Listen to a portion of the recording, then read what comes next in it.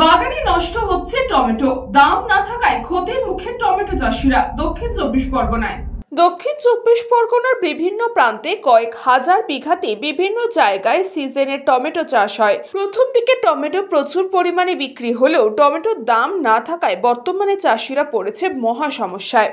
আশ্বিন মাস থেকে বৈশাখ মাসে প্রথম পর্যন্ত টমেটো চাষিরা টমেটো বিক্রি করে থাকে। অনেকে নাবি চাষ করে বেশি টাকা পাওয়ার আশায়, কারণ প্রথমে যে দাম থাকে শেষের দিকে তার দাম দ্বিগুণ হয়।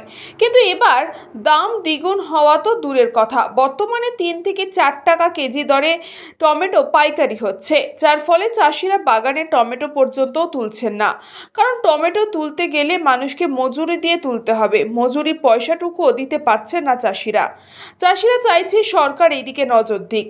তো দাম পাচ্ছি না, খরচা করে যাচ্ছি, এবারে কি করে ইয়ে করব? তুলছি না, দাম পাচ্ছি না বলে জন্য তুলছি না। খুব কম, 2 টাকা 3 টাকা করে বাজার। কি করব যদি না পাই? এত খরচা করে যদি না পাই কি করব? নষ্ট তো হবেই। চাইছি যাতে বাজারটা বাড়ে, সেই জন্য চাইছি।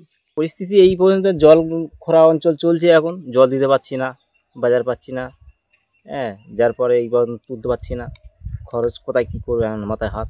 কি চাইছেন? কি যে ক্ষতি চাইছি এখন সরকারের কাছে আবেদন চাইছি, কত কি করা যায়।